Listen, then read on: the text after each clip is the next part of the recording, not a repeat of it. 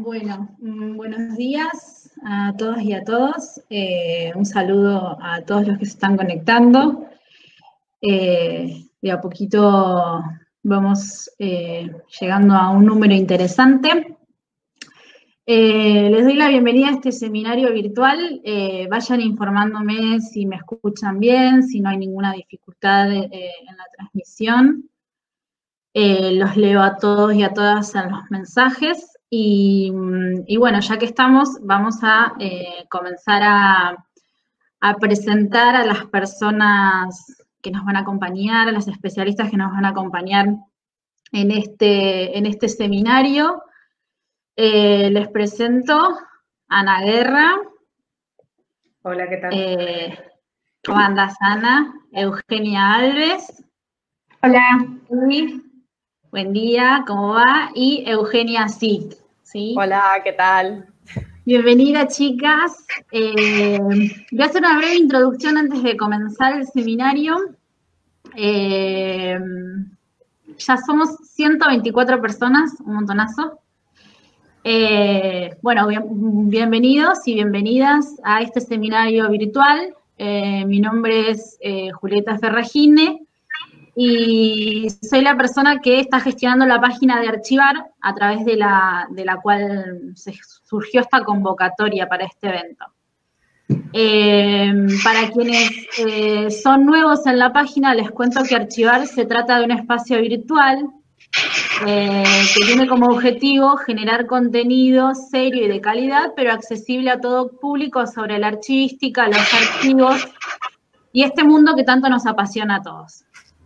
En el marco de la pandemia, se comenzaron a organizar estos eventos en base a la sugerencia que iban haciendo varios de los seguidores de la página, y así es como hace poquito hicimos un seminario sobre archivos y legislación, y ahora llegó el turno de hablar sobre archivos personales y desafíos teóricos metodológicos en su tratamiento. Para ello vamos a contar con la gente que sabe sobre el tema, ¿sí?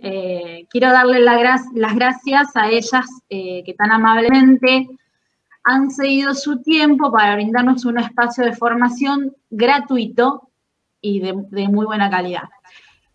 También no quiero dejar de agradecerles a ustedes por hacerse presentes e interesarse por esta propuesta. Ojalá podamos seguir replicándola por mucho tiempo más. Lo que les quería comentar antes de comenzar formalmente el seminario es que seguramente a lo largo de las exposiciones van a ir surgiendo preguntas. Lo que les pido es que guarden las preguntas para el final de las exposiciones, porque imagínense que ahora en este momento son 150 personas las que están conectadas al mismo tiempo. Si todos empiezan a hacer las preguntas, en algún momento se van a perder en el chat. Entonces la idea es que por favor, a lo último de cada exposición, hagan las preguntas y yo ahí las pueda recuperar al momento, ¿sí? Bueno, ahora vamos a darle lugar a Ana Guerra. Ana es profesora de enseñanza media y superior en Historia por la Facultad de Filosofía y Letras de la Universidad de Buenos Aires y obtuvo la diplomatura en Archivística General en la Universidad Nacional de 3 de Febrero. Es responsable del Departamento de Archivos de la Biblioteca Nacional Mariano Moreno desde el año 2012, sector en el que se desempeña desde el 2006. Realizó una estancia de gestión de fondos documentales privados en la sección Nobleza del Archivo Histórico Nacional de España. Ha dictado numerosas capacitaciones, presentaciones y publicado artículos vinculados al trabajo con archivos personales. Forma parte del Comité Asesor del Sistema Nacional de Documentación Histórica en el marco del Ministerio de Ciencia, Tecnología e Innovación. Es miembro de la Comisión Directiva de la Asociación de Archivistas en la Función Pública Argentina, AFPA, y Ana nos va a compartir su presentación titulada El trabajo con archivos personales dentro de una biblioteca, formas de ingreso, organización y descripción. Bueno, Ana, la palabra es tuya. Yo voy a darte Te voy a compartir la pantalla. Anda avisándome cuando querés ir cambiando de diapositiva. Perfecto. Bueno, antes que nada, buenos días a todos y a todas. También me sumo al agradecimiento que hizo Eugenia a Julieta por organizar este seminario virtual. Es un placer compartir la presentación con las dos Eugenias que me toca hoy. Y bueno, intentaré con esta presentación hacer un aporte. Creo que no estamos en un contexto sencillo, ¿no? Donde estemos todos trabajando, formándonos desde casa como si nada sucediera, sino que es un esfuerzo casi doble a lo que hacemos habitualmente en nuestros espacios de trabajo, ¿no?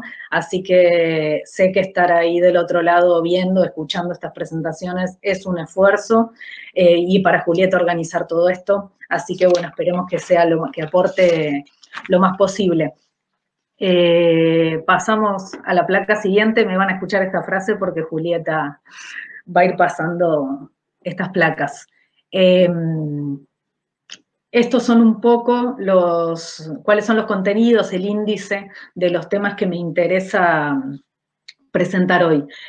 Antes que nada, primero voy a explicitar desde dónde estoy hablando, ¿no? Desde dónde estoy contando lo que vaya a contar como experiencias de trabajo que tiene que ver con el área de archivos dentro de la Biblioteca Nacional en Argentina.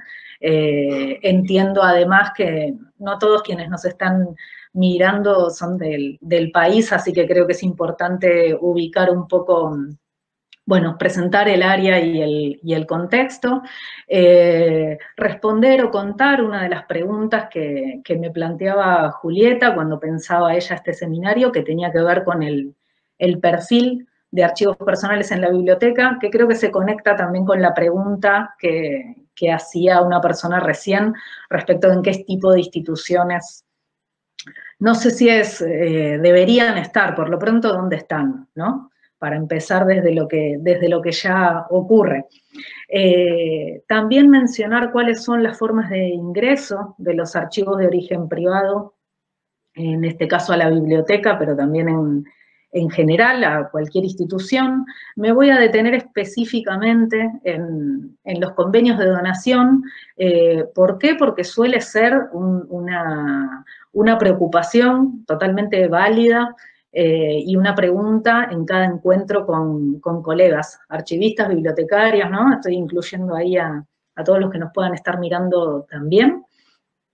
Y en los aspectos legales de los convenios de donación. Y después también me voy a detener a compartir, como decía Eugenia hace un rato, hay cuestiones que tienen que ver con la identificación, con la clasificación, con la descripción de archivos personales, ¿no? Con todo su tratamiento, que sería interminable de discutir, pero bueno, me voy a tratar de detener en algunos problemas y algunas cuestiones respecto a estos tres aspectos del tratamiento de este tipo de fondos. ¿Cuáles son algunos de los ejes que van a cruzar la presentación? Por un lado, algunas particularidades de trabajar con archivos dentro de una biblioteca.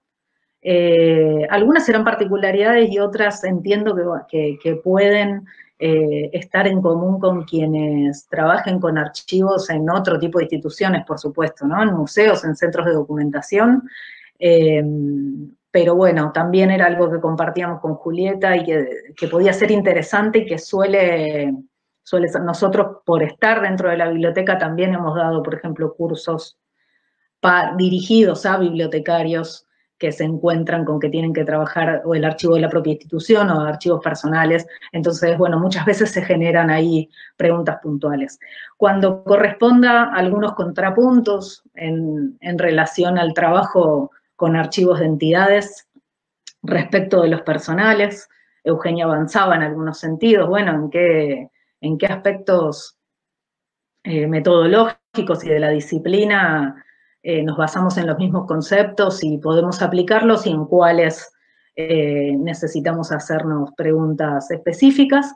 Y por último, también voy a tratar de ir cruzando en toda la presentación, compartir con ustedes algunas reflexiones que venimos haciendo, por supuesto, nunca de manera individual, sino con mis compañeras de trabajo dentro de la Biblioteca Nacional y con colegas de otras instituciones, por lo menos de Argentina, con quienes nos juntamos y nos hacemos esta pregunta de, bueno, ¿qué significa y qué implica tener una perspectiva de género en nuestro propio trabajo cotidiano, ¿sí? En la propia práctica y en lo que hacemos todos los días, así que, bueno, otra intención es ir compartiendo estas cuestiones con ustedes. Ahora, si pasamos a la próxima, les voy a mencionar brevemente, bueno, la Biblioteca Nacional, Dr. Mariano Moreno es el nombre formal que tiene acá en Argentina, es un órgano descentralizado que está en el ámbito del Ministerio de Cultura de la Nación. La biblioteca es una institución muy grande, por supuesto, podría decir que tiene como dos grandes áreas y líneas de trabajo que se reflejan en una dirección técnica y en una dirección de cultura.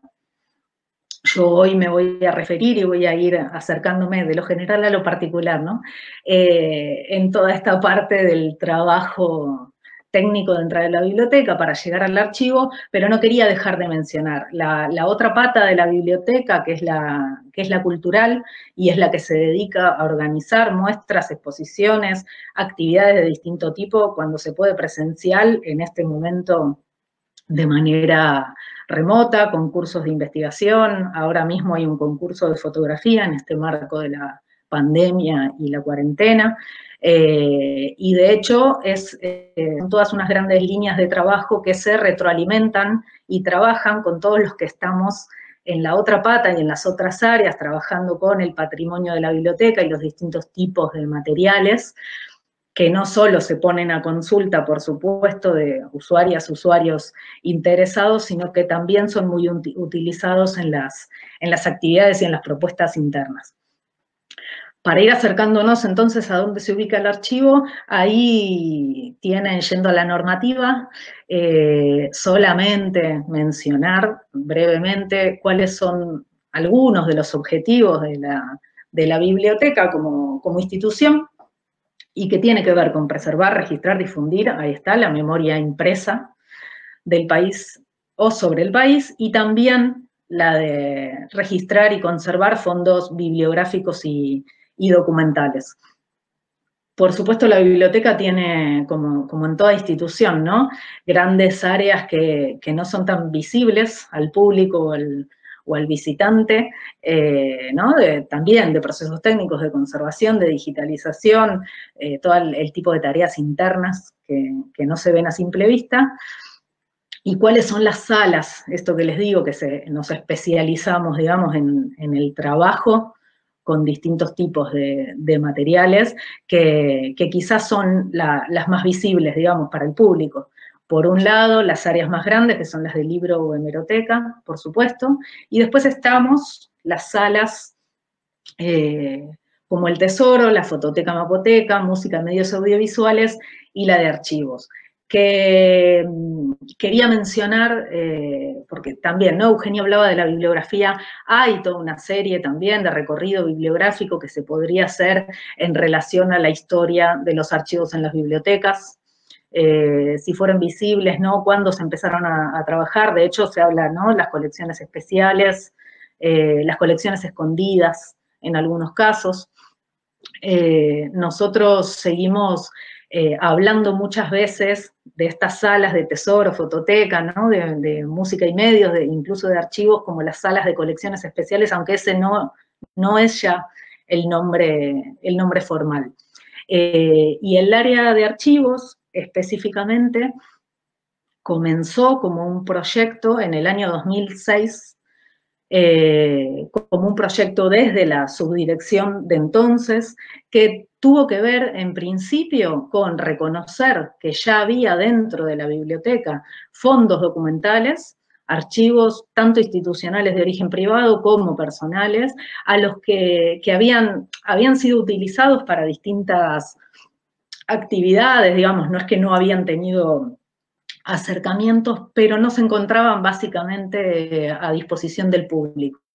Entonces, allí en el año 2006 comienza como proyecto y con los años se va transformando en un área más de la biblioteca a partir de este reconocimiento de la necesidad de darle un tratamiento específico y poder ponerlos a consulta pública en la institución.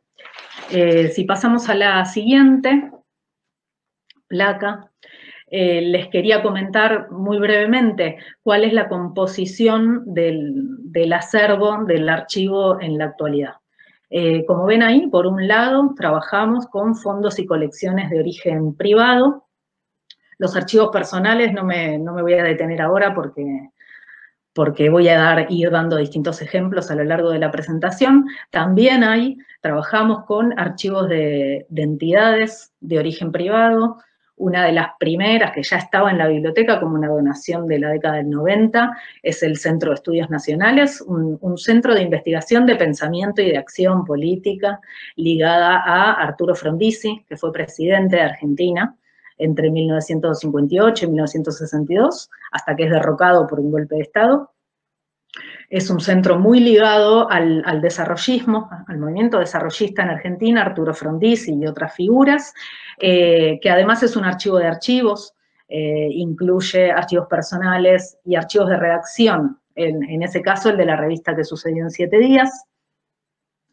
No sé si todos conocen o hago una breve referencia, los archivos de redacción son los que pertenecieron a revistas o editoriales que se componen de miles y miles de dossiers clasificados temáticamente por las propias revistas y editoriales, y que obviamente nacen para uso de su propia redacción y de los periodistas de cada publicación, ¿sí?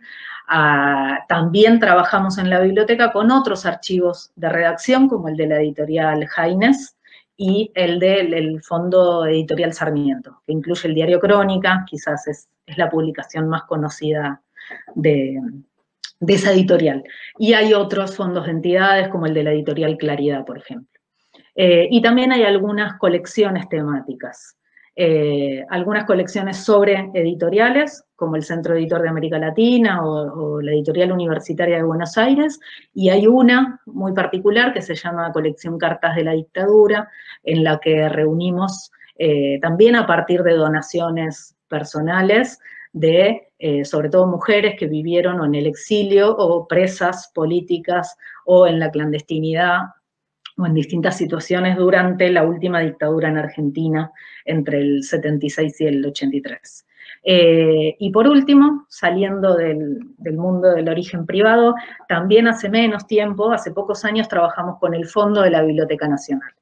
Ya había, esto no es nuevo, digamos, ya existía en la institución separada físicamente, primero unos 100 metros lineales de documentación identificada, como de la producción histórica de la biblioteca, que fue lo primero que nosotros trabajamos en identificación, que ya está consulta pública y descripto, y poco a poco, en este tiempo, vamos avanzando en toda la documentación que hay en stock, ¿sí?, de las últimas décadas en la institución para poder hacer, bueno, el mismo trabajo. En total suman hoy un poco más de 5.300 metros lineales de documentación y el arco temporal es ese que pueden ver ahí en la placa. En la siguiente, como por supuesto no habría tiempo, ni sería muy interesante que les enumere los nombres, digamos, de todos los productores y productoras de los archivos con los que trabajamos, los invito a ver cuando puedan, dentro de la página de la Biblioteca Nacional, del sector de catálogos, pueden acceder a la guía de fondos donde está, bueno, alfabéticamente, digamos, por nombre de los productores, con sus datos básicos, cuáles son todos los fondos que están en la biblioteca y desde ahí se puede ir cliqueando y accediendo a la descripción de cada uno. Bueno, ahora sí pasamos a la siguiente. Para, bueno, detenerme un ratito en esto que era una pregunta que tiene que ver con cuál es el perfil de los archivos personales o de los archivos en general en la biblioteca. Hay una frase que nosotras usamos mucho, que es mencionarla así, ¿no? Archivos personales, identidades relevantes para la historia cultural y política argentina, lo cual es un paraguas gigante que es sobre lo que me interesa hablar y mencionar, y por qué entendemos nosotros, por lo menos, que no podría ser de otra manera desde la biblioteca. Quiero decir, mantener un interés amplio y abierto a los perfiles de personas de los cuales trabajar sus archivos. Lo que ven ahí, por supuesto, es como una enumeración muy general de algunas de las profesiones: escritores, ensayistas, periodistas, editores, por supuesto el mundo del libro, de la escritura y de la edición nos resulta una de las líneas de trabajo, siendo que estamos dentro de la Biblioteca Nacional, pero de ninguna manera eso significa que no busquemos en nuestro papel activo, digamos, en la búsqueda de archivos personales, o que no aceptemos cuando recibimos los ofrecimientos de donación archivos con otros perfiles más amplios. Militantes políticos y personas que han ocupado cargos públicos de distintas líneas políticas de la Argentina, como les mencionaba antes, el desarrollismo, el radicalismo, pero también el peronismo, comunismo, socialismo.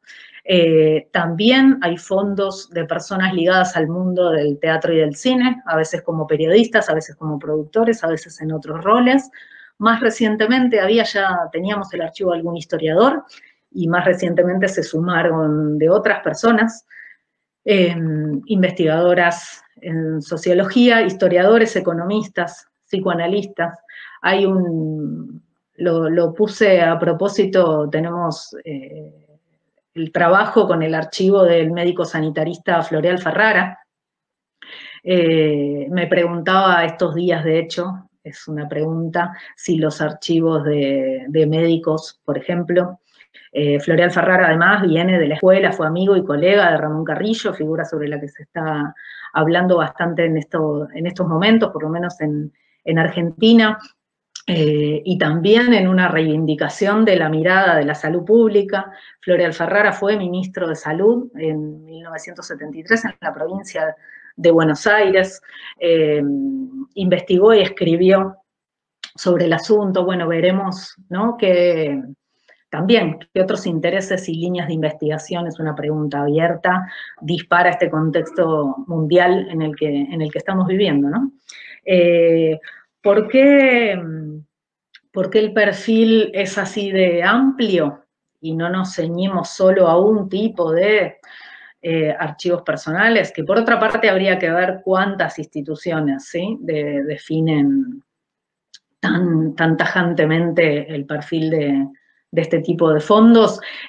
Por un lado, porque ya cuando nace el proyecto para organizar archivos en la biblioteca, los archivos que estaban eran amplios, como les mencionaba recién, un centro de estudios ligado al desarrollismo que tenía un archivo de redacción y que contaba con archivos personales como el de César Tiempo, escritor, y el propio archivo personal de Arturo Frondizi.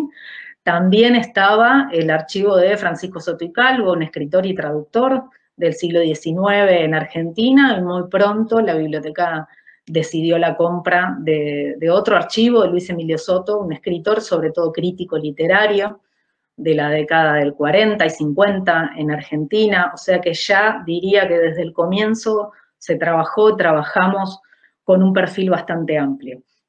Desde la biblioteca tenemos, cuando podemos más y cuando podemos menos, una activa búsqueda de archivos personales. Una compañera nuestra pudo dedicarse a esa tarea durante varios años y eso enriqueció muchísimo el patrimonio documental de la institución.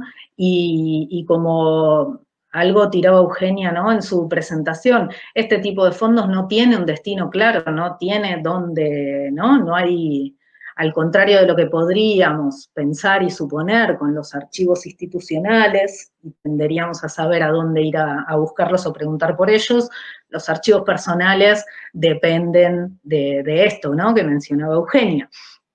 un interés desde la investigación y desde distintos tipos de usos, y que se muestre un interés público por su conservación y su posible puesta en consulta. Desde esa mirada amplia entendemos que no, yo diría lo contrario, no hay razón para cerrar, digamos, el perfil de archivos. Sí nos pasó alguna vez que ofrecieran, no recuerdo de qué rama, digamos, de las ciencias duras, un archivo, y nosotros lo que hicimos fue contactarlos con, en aquel momento, la biblioteca de la Facultad de Ciencias Exactas de la Universidad de Buenos Aires, para ver si en esa otra institución, creo que esto ya depende de la coordinación que podamos tener entre quienes trabajamos en distintos espacios, para darles el mejor destino, pero sobre todo teniendo en cuenta donde se pueda trabajar y poner a disposición del público. Y en ese sentido, en la biblioteca, nosotros tenemos la suerte, el privilegio de ser un equipo grande de trabajo, que entonces podemos llevar distintas líneas de trabajo al mismo tiempo. Por supuesto que el espacio físico, cuando hablamos de soporte papel, siempre es un problema en todas las instituciones, pero podemos seguir dando respuesta a eso. Nosotros priorizamos seguir recibiendo los originales, ¿no? La documentación original.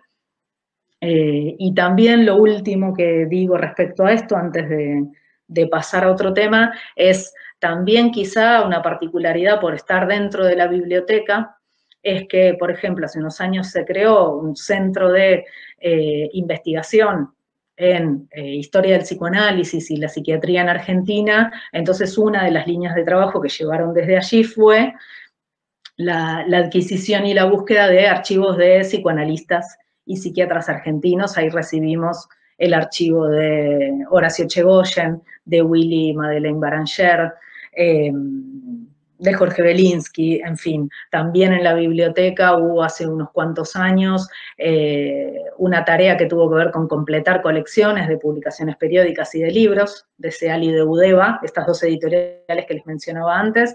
Entonces, a raíz de eso, se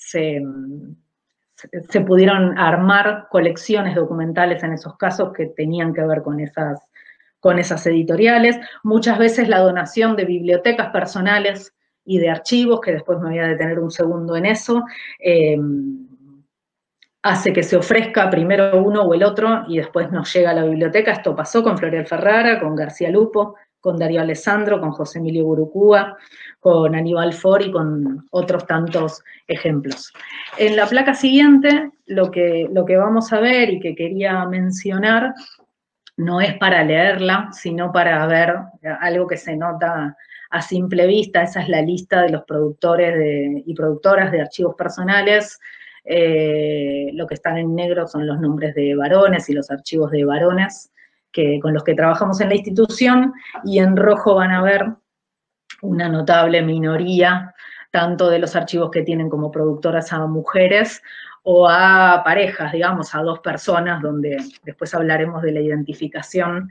Hay zonas de producción compartidas entre una mujer y un varón que fueron pareja en estos casos y que bueno, también están en la biblioteca.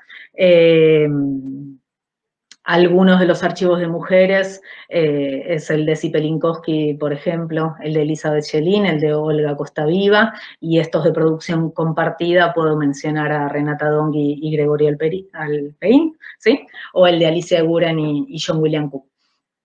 Por supuesto que esto no tiene una única respuesta y es un disparador para pensar. Ya Eugenia decía antes, ¿no?, que cuáles son los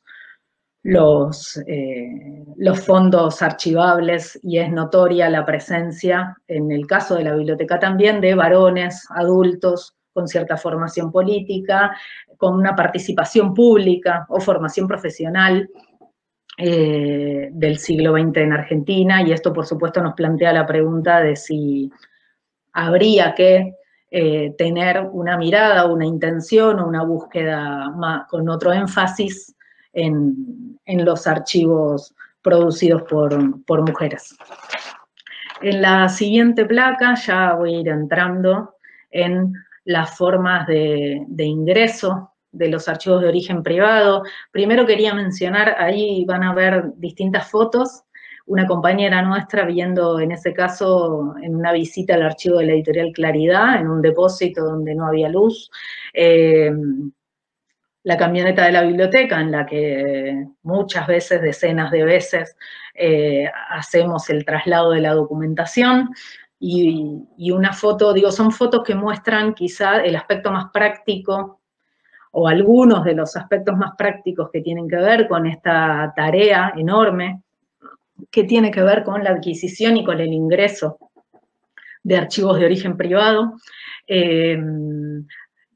Digo, porque en esto del ingreso y de la adquisición se podría hablar de muchos ejes, ¿no? Eugenia Alves recién adelantaba otro que es súper interesante y que está muy presente, digamos, en el trabajo cotidiano, que es esto otro, en el vínculo con los donantes.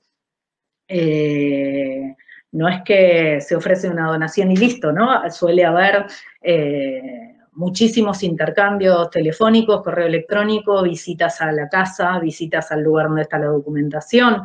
Nosotros una cosa que ofrecemos siempre es que vengan a la biblioteca y que vengan a ver con sus propios ojos el espacio físico donde la documentación después se guarda, que vean las caras de las personas que trabajamos con eso, que conozcan la sala de consulta y vean que hay personas interesadas y que son archivos que se usan cumpliendo con esta triple función social de los archivos para la investigación, también han servido para el ejercicio de derechos y en puntos de distinto tipo, y también con otros usos de tipo más cultural, muestras, exposiciones, etc.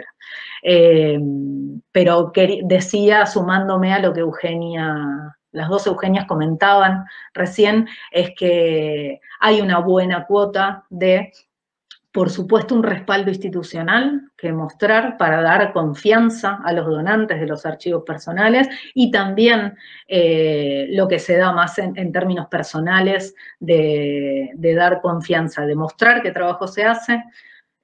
Siempre es llamativo como, ¿no?, las tareas de conservación, me parece, tienen una... Nada, la gente se queda con los ojos abiertos, me parece, con ese aspecto del cuidado material de la documentación, siempre que hablemos en papel, aunque también sucede con la documentación electrónica.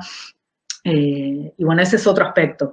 Lo que quiero mencionar hoy, me voy a detener quizá más en el aspecto legal de esto, porque como decía antes, es una preocupación compartida por todos los que trabajamos con este tipo de archivos. Ahí menciono 3: donaciones, compras, transferencias. No quiere decir que sean las únicas formas de ingreso que existen en todas las instituciones y en el mundo, para nada. Hay comodatos y hay otro tipo de convenios donde quizás se dona solo la documentación digital. En la biblioteca en particular ha habido muy pocas compras, algunas transferencias cuando ya la situación legal, digamos, aparecen fondos que no tienen herederos claros, y la mayor parte de los archivos los hemos recibido por donaciones. Si bien esto es un tema y es difícil y todo lo que podamos decir, se ha podido firmar, yo diría en un 90% de los fondos con los que trabajamos, convenios de donación. Antes de pasar entonces a cuáles son los elementos de un convenio de donación, quería mencionar que otro aspecto en esto de ponernos los anteojos violetas o tener alguna perspectiva de género en el trabajo, es que es sumamente notable cómo todos esos vínculos interpersonales que se dan y que terminan en una donación de un archivo, si bien la mayor parte de los productores de los archivos pueden ser varones, como veíamos en la otra placa, es muy notable que con quienes tenemos el contacto previo, quienes guardaron los archivos personales, incluso de varones, durante décadas, quienes los cuidaron, quienes a veces incluso agregaron documentación, clasificaron, lo vamos a ver después, son mujeres. Puedo mencionar a las hijas de Jorge Alberto Sábato, a la nieta de los Baranger, la hija de Dardo Cuño, las hijas de Enrique de Gandía, la hija de Pablo Yusian y Julia Constenla, y nieta de Concepción Prantegui de Constenla, que además es compañera nuestra de trabajo en el archivo, la esposa de Pepe Liayev, la hija de Simón Feldman y de Babel Iskovich, la esposa de Aníbal Ford, la hija de Zipe Linkowski, la hija de Álvaro Yunque, cuando no son las mujeres mismas, ¿no?, quienes donan sus archivos, como Elisa de Chelín y como muchas de las donantes de la colección de cartas de la dictadura. Lo quiero, bueno, mencionar y después lo retomo al final cuando hablemos de descripción. Pasamos a la siguiente placa. Me interesaba acá, las instituciones, entienden, cuando son más grandes, siempre seguramente cuentan con un área de legales. Si trabajamos en una institución que es más pequeña, seguramente hay algún tipo de asesoría legal donde podamos preguntar, donde también podamos ofrecer, preguntar, etcétera, desde nuestros conocimientos, digamos, sobre los fondos documentales. La importancia no es un dato menor, cómo ingresa, en qué condiciones y qué es lo que se firma. A ver, esto quizá lo damos todos por entendido. El objetivo último de nuestro trabajo es que los archivos estén a consulta pública, ¿sí? Y dar la documentación en contexto a consulta pública. Y para eso no es un dato menor que nos aseguremos de qué es lo que podemos hacer con la documentación. Lo que está mencionado ahí, porque no va a dar el tiempo para hablar de todo, son dos documentos, uno es de la IFLA y el otro es la Guía para Contratos de Donación de la Sociedad de Archivistas Americanos. Coinciden en la mayoría de los puntos y son orientaciones, además aprovecho para decir, son orientaciones que se dan, el de la IFLA, ¿no?, en términos internacionales, digamos. Después existirá la legislación de cada país y por eso digo, cada uno consulta con los abogados de su institución o cercana, pero son recomendaciones internacionales de qué es lo que tiene que tener un convenio de donación. Por supuesto, que hay que asegurar que quien dona es propietario de la documentación, especificar cuál es el objeto de la donación, si se pudo hacer un inventario bárbaro y si no, se detallará lo más posible de qué se trata.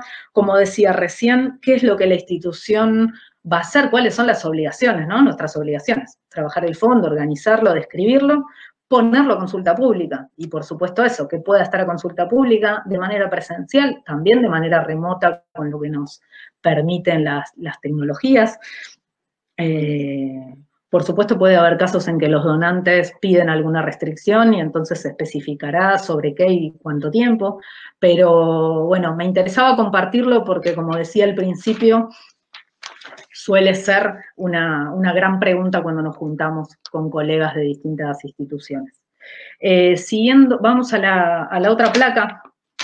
Me quería detener ahora rápidamente en cada uno de estos puntos para contar algunas quizá particularidades de trabajo dentro de la biblioteca, o como decía antes, cada uno reflexionará si también le sucede en su institución. Esto ya lo mencioné, a veces se recibe el archivo personal y eso dispara o habilita que la biblioteca también reciba las bibliotecas personales, o al revés. Lo que quería comentar ahora es, en la práctica concreta, cómo se resuelve o qué es lo que hacemos, por lo menos nosotros, es la biblioteca personal en ese caso. Las publicaciones periódicas y los libros se trabajan en las áreas correspondientes, digamos, de la biblioteca, y el resto, el conjunto de la documentación orgánica de este archivo personal es lo que recibimos nosotros en el área de archivos. Por ejemplo, en el caso de José Emilio Gurucúa, un historiador de Argentina que es con el que estamos trabajando ahora.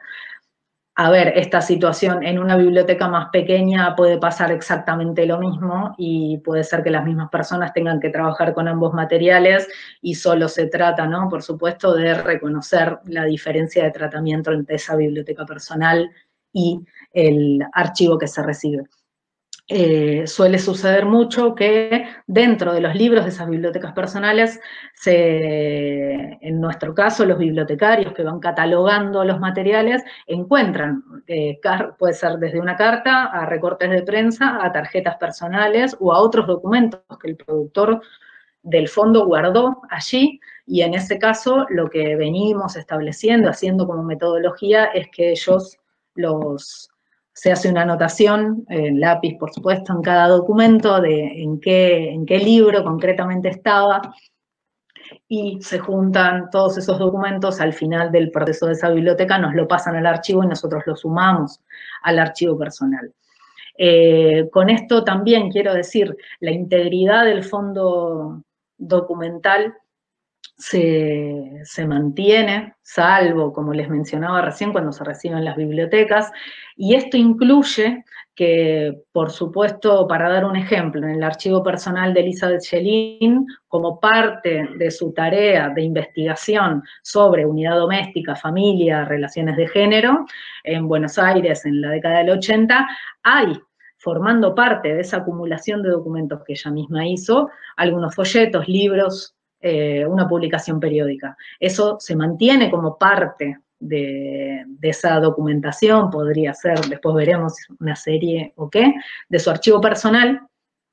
No es que se separan por tipo documental, ¿se entiende? Bueno, espero que se entienda lo que quiero decir. A la vez, una línea de trabajo nuestra, entiendo, por estar dentro de la biblioteca, si bien nunca y en ningún caso se desmembra el fondo para sacar, porque es un libro, un folleto, una publicación periódica, sí hace unos años, con una compañera que trabaja con nosotros, bibliotecaria, tomamos como línea de trabajo la de catalogar de manera individual esos libros, esas periódicas. ¿Por qué? Porque entendemos que los fondos documentales en ese sentido también pueden servir al público amplio que viene a la biblioteca, y que por ahí no se le ocurre ir a consultar archivos personales, y sin embargo ahí dentro puede haber un ejemplar de un libro que no esté en las salas más grandes de la institución, puede haber ejemplares de publicaciones periódicas que completen las colecciones que están en la hemeroteca. Esto, por supuesto, se hace después de que el archivo se trabajó de lo general a lo particular, que tiene su descripción y que ya está a consulta pública, se vuelve sobre ese fondo para darle una descripción puntual a este tipo de materiales. Como decía antes, hay toda una línea de bibliografía que cuenta la historia del tratamiento de archivos en bibliotecas, si estaban escondidas, si eran, bueno, los archivos personales, como decía Eugenia, en algún momento considerados como menores, ¿no?, respecto a los archivos de instituciones, o cuando se les daba, y por supuesto es una situación que nos podemos seguir encontrando, un tratamiento documento por documento al modo más bibliotecológico, y entonces hay que hacer un esfuerzo y una adaptación y un reconocimiento de las particularidades de los archivos para darles un tratamiento archivístico en sí mismo. Y lo último que menciono, para ir adelantando ya, es que entendemos que hay también quizá algunas particularidades en la tarea última de referencia. Por supuesto, nosotros también vemos, van a la sala de libros un montón de usuarios, algunos estarán buscando un libro puntual y otros están buscando material sobre un tema. Y la tarea ahí de los referencistas es cómo traducir o cómo ayudar al usuario sobre ese tema que está buscando, explicarle cómo buscar en el catálogo, ayudarlo a buscar y cómo accede, en ese caso, a libros. Bueno, entendemos que para los archivos hay algo similar en que un usuario puede venir buscando, ya sabe qué quiere consultar de un fondo, o puede venir con una pregunta temática, y entonces el trabajo de los referencistas tiene que ver con esa traducción de cómo buscar en las descripciones archivísticas, y que también muchas veces incluye, y en los talleres de formación de usuario vemos esto, implica también una formación básica, necesaria y general a los usuarios de cómo se trabajan los archivos, por qué se trabajan así, y tratar de orientarlos en ese sentido en una mejor, búsqueda dentro de los materiales.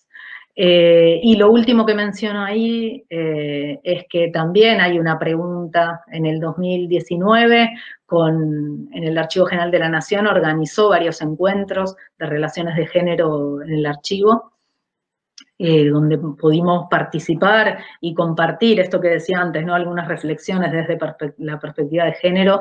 Una pregunta que nos quedó flotando y picando era, por ejemplo, hacer una estadística, preguntarnos para poder tener datos más certeros de qué pasa, sumo ahí a las bibliotecarias, si es una profesión, una ocupación que ejercemos mayormente o no mujeres, o no solo si somos mujeres o varones, sino en qué tipo de puestos ocupamos. Las compañeras de la biblioteca compartíamos este año que bueno, quizás en el archivo claramente somos una mayoría de mujeres, y las bibliotecarias también en la institución, y cómo se relaciona eso entre los puestos de trabajo más cotidiano, incluso de coordinaciones prácticas, y los puestos quizás más altos de decisión política. Nos quedó pendiente hacer la estadística, pero no quería dejar de compartir esa intuición o reflexión que hacíamos.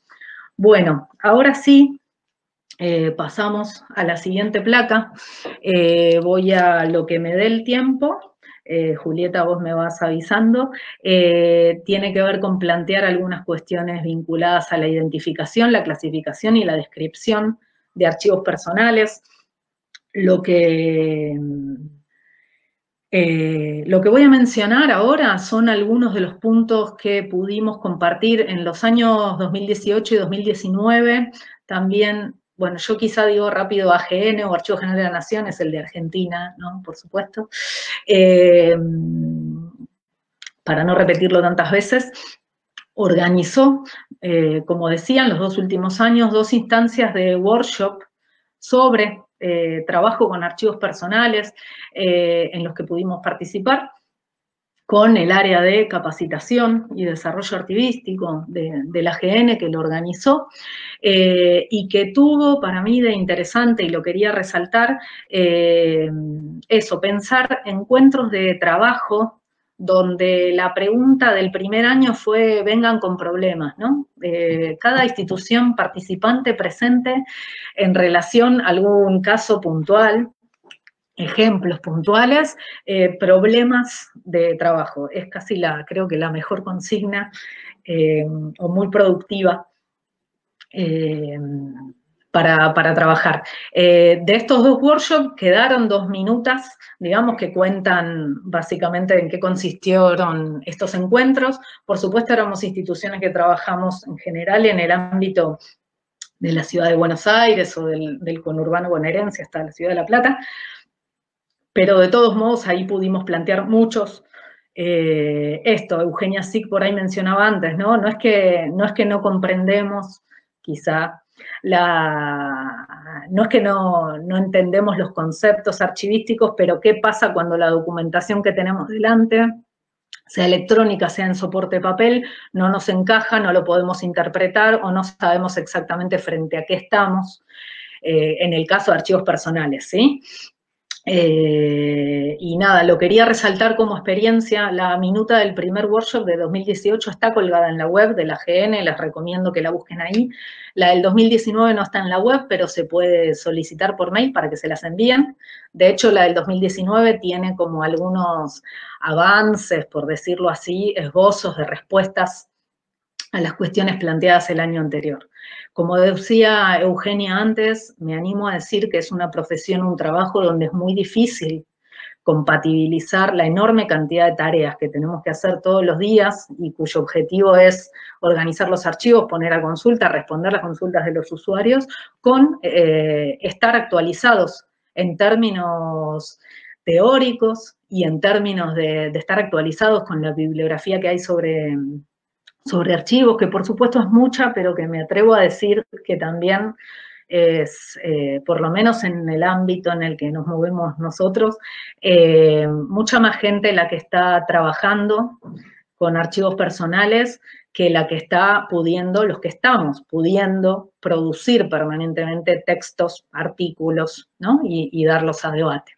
Entonces, bueno, quería rescatar esos encuentros y lo que voy a contar hoy son algunas de las cuestiones que salieron ahí, más algunas que salen en los intercambios muchas veces con bibliotecarios. Pasamos a la siguiente placa, donde, nada, voy a mencionar algunas cuestiones en relación a la identificación,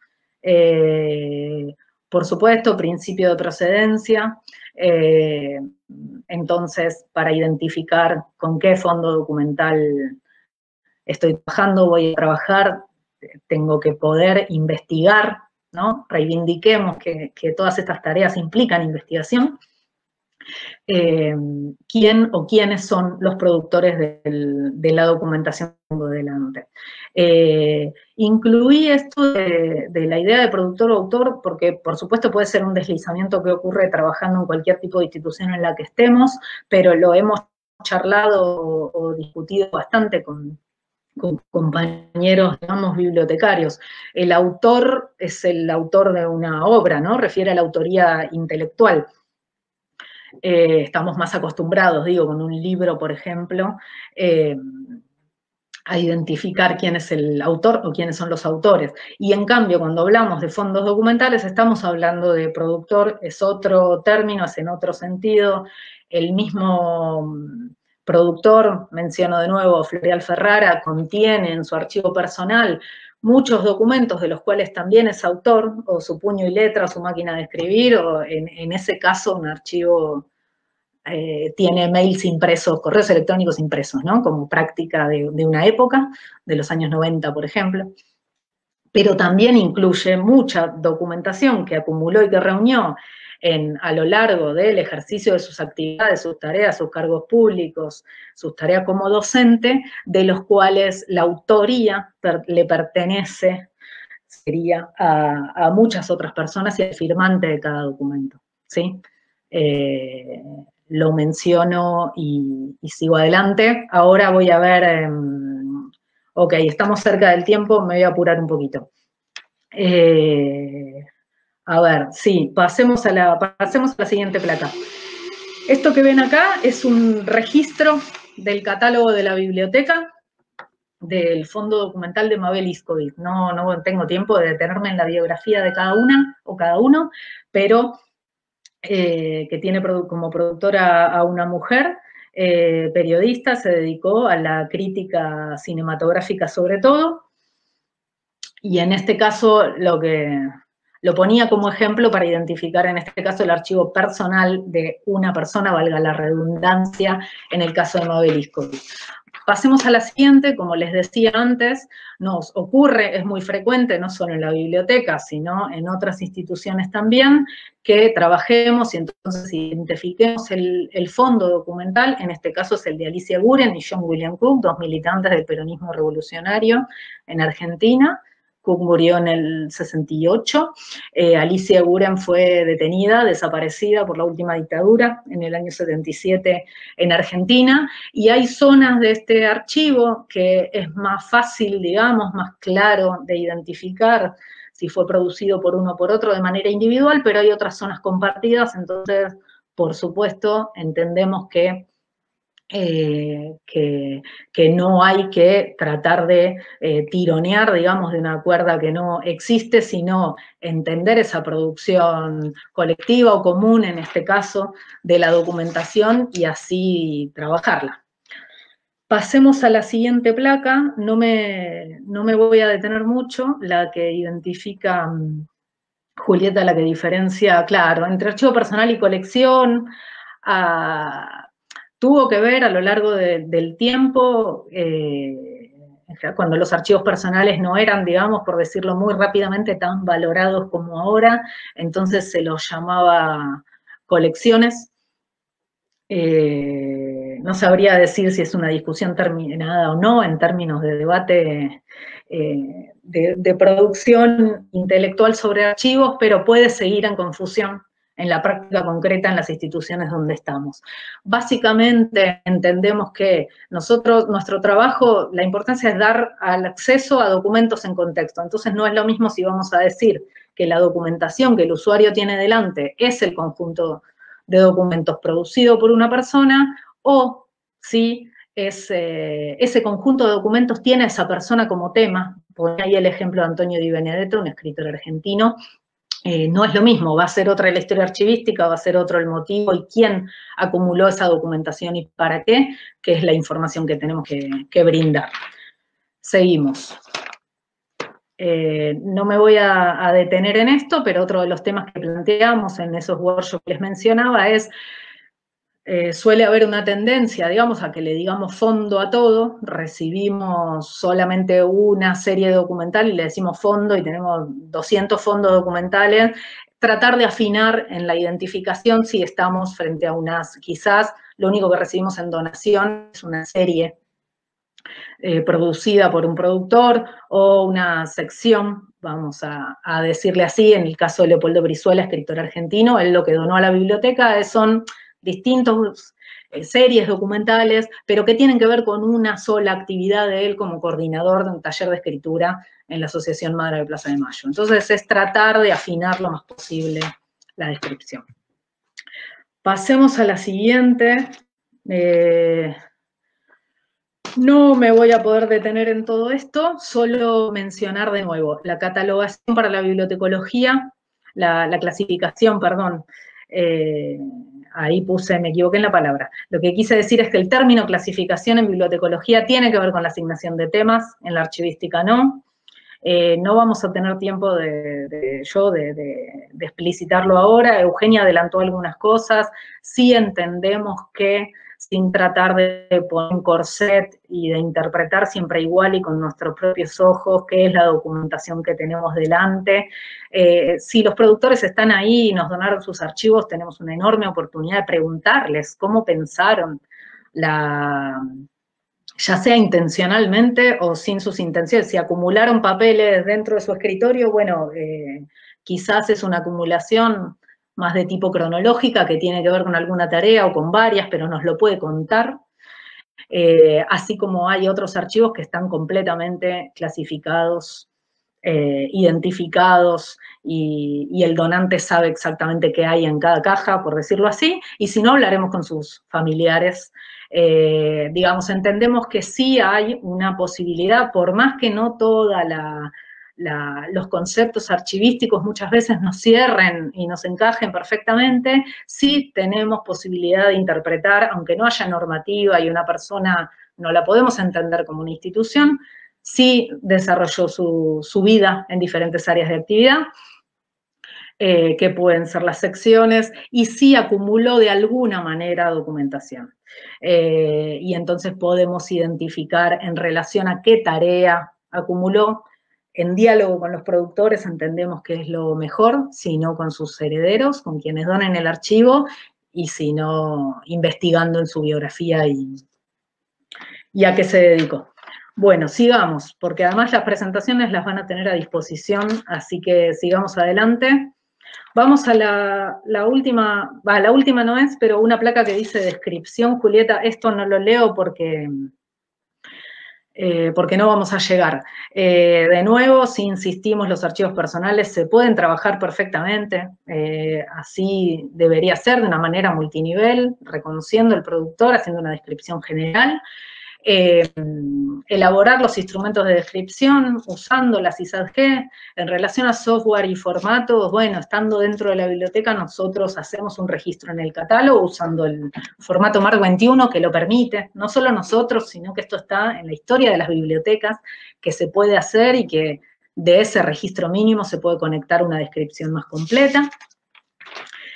Pasemos de placa. Ahí, bueno, también, esto si entran y pueden chusmear en la página de la biblioteca y en el catálogo, van a ver las descripciones multinivel. Y vamos a la última, entonces, y ya cierro, Julieta, perdón, me excedí en el tiempo. No, un poquito antes, una que dice la presencia de las mujeres, quiero cerrar con esto. Ayer fue 3 de junio en todo el mundo, iba a decir en Argentina. Fue 3 de junio en todo el mundo, pero en Argentina se cumplieron 5 años de la primer movilización, marcha Ni Una Menos, y una renovada, no es nueva para nada, pero renovado esfuerzo de lucha contra los femicidios.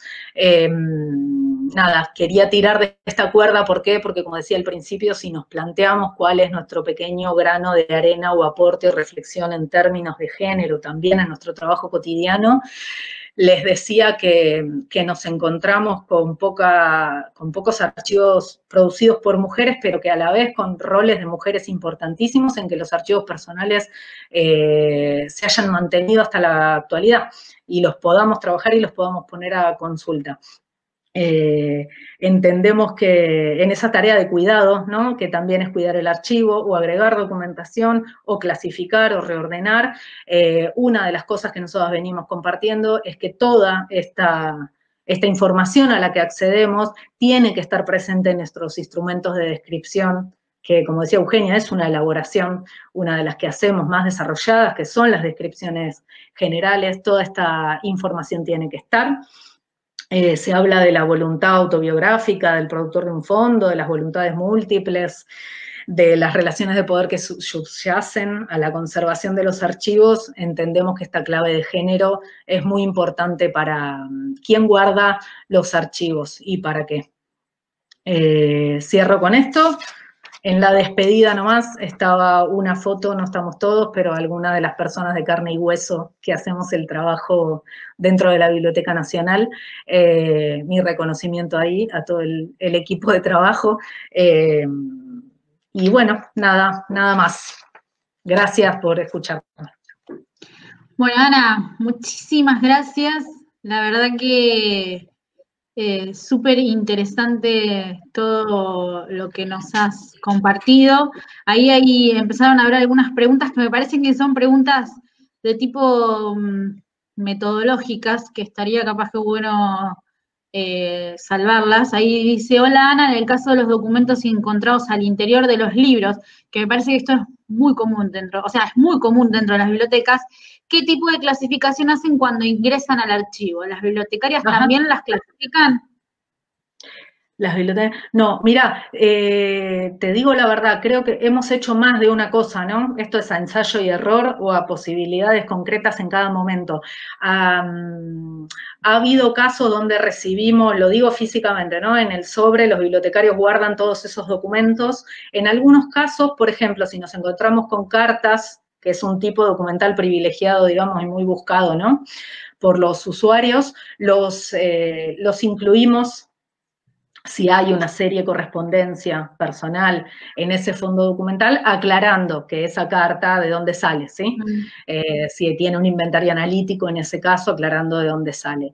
En otros casos, te diría, el último tiempo, recibimos esos sobres con esa documentación y lo incluimos en las descripciones generales, aclarando justamente qué es eso, que es el conjunto de documentos que sale de la biblioteca, que se hallaban dentro de la biblioteca personal. En algún caso lo hemos podido hacer nosotros en la casa del productor, revisando libro por libro y sacando ese documento. Es una tarea imposible, digamos, para plantearla, obviamente, ¿no? Los recursos siempre son finitos, y ahora encontramos esta otra metodología que viene funcionando.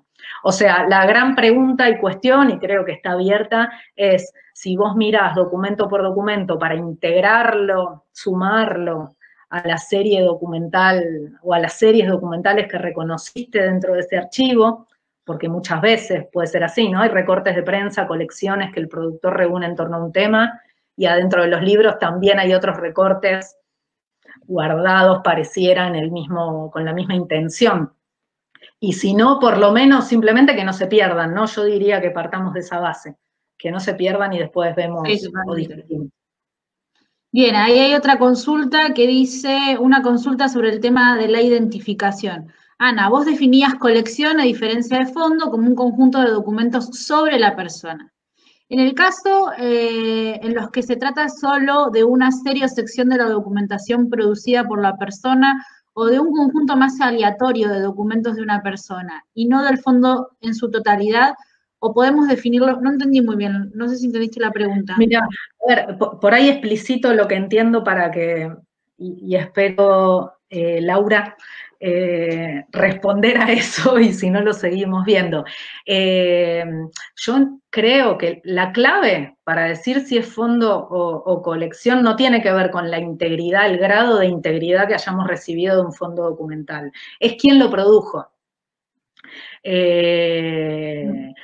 tenemos el caso, yo decía, Antonio Di Benedetto, una persona reunió documentación sobre Antonio Di Benedetto, textos que hablan de Antonio Di Benedetto, por supuesto puede haber una copia de libros de él o de artículos de él, pero el productor de esos documentos, quien los reunió, es X persona que estaba investigando sobre la figura de Di Benedetto y reunió esa documentación y la donó.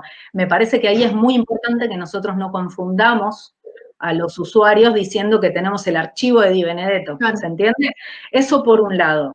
Después, algo que compartíamos en los workshops, yo creo que no es un tema cerrado, es no siempre recibimos los archivos personales con series completas y un grado de integridad impresionante donde podamos identificar 8 secciones y 20 series documentales, ¿se entiende? Muchas veces parecen documentos sueltos relacionados, por ejemplo, a actividades diversas del productor. Nosotros, por lo menos hasta ahora, y creería, hay que seguir identificándolo como fondo, porque estamos aludiendo principalmente a quien lo produjo, ¿sí? Y después diremos, quizá en ese caso nos alcance con decir, con contar en la historia archivística y en el campo de organización de la ISAD, lo que se recibió fueron ese tipo de documentos que pertenecen, capaz que no tenés en ese caso ni un cuadro de clasificación, no sé, me arriesgo a, ¿se entiende? Pero me parece que lo central es quién lo produjo. La colección también la hace alguien, pero bueno, es muy distinto de decir que tenés el archivo de esa persona. Y lo otro es cuando se puede, si lo produjo una persona y solo te dio la documentación relacionada a una actividad, bueno, y si no, yo entiendo que seguimos teniendo que decirle fondo, remitiéndonos a la procedencia. Exactamente. Ahí preguntan sobre algún software libre que recomiendan para la descripción. Ahí yo sé, la que creo que mejor puede responder esta pregunta es Eugenia Sick. Ellos trabajan con el Atom en el CEDINCE hace muchos años y entiendo que es el software que más se promueve, el software libre para el trabajo con archivos. Como decía antes, nosotros estando dentro de una biblioteca, estamos usando el software, en el caso de nuestra biblioteca es un software propietario, pero hay otros que son software libre que también trabajan con MARC 21. No es que lo recomendaría ni yo ni nadie, creo, si una institución archivística tiene que buscar un software, tendría que ir por el lado del Atom, un software pensado para descripción de archivos. Quizá eso las compañeras pueden responder mejor. Yo lo único que quería aclarar es que con el formato MARC 21 se puede, o sea, eso, que no nos ahoguemos por no tener el Atom. Perfecto, eso está bueno para aclararlo, porque dentro del público hay muchas bibliotecarias y bibliotecarios que, que tienen dudas metodológicas que quieren, abordar. Ahí, por ejemplo, pregunta, al momento de intervenir un archivo personal, ¿qué criterios o consideraciones esenciales deben tomarse en cuenta para saber cómo esta documentación se organizó? Ahí, lo digo rápido, no quiero robar mucho tiempo. Hay varias respuestas. Me parece que si el productor del archivo está vivo y tenemos ocasión de charlar, entiendo que es una fuente fundamental de consulta.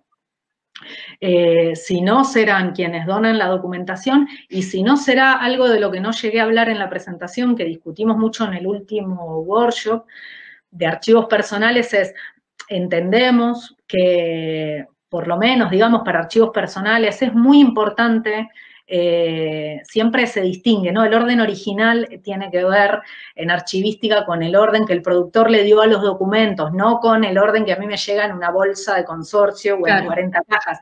Ahora, si ese orden físico en el que recibo un archivo personal, antes de meter mano y de querer saber yo identificar a qué serie o con qué sección pertenece cada cosa, es muy importante verlo una vez, 2, 3, 40, las que podamos, porque de todos modos vamos a poder interpretar cómo reunió la documentación ese productor. Yo coincido, digamos, con lo que decía Eugenia, no siempre se trata de una clasificación pensada, analizada y que el productor le haya puesto una etiqueta a la caja. Igual en muchos casos sí. ¿no? Y por ahí hay alguna zona que no. Quizá nos encontramos frente a documentación que está acumulada de manera cronológica y eso será un desafío para ver cómo lo incluimos en la clasificación o cómo lo describimos de modo general, sin querer meter más mano, ¿no? O inventarnos a nosotros, por supuesto, que no es lo que tenemos que hacer, una clasificación, sino identificar cómo estaba organizada. Si el productor la reunió así, la reunió así.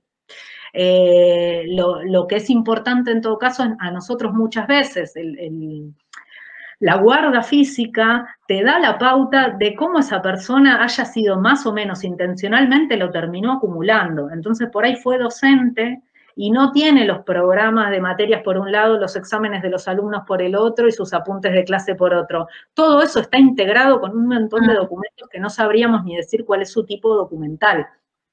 Pero lo que sí sabemos es que por lo menos, digo cualquier cosa, en esas 8 cajas está la documentación que tiene que ver con su tarea docente en X lugar o en X lugar.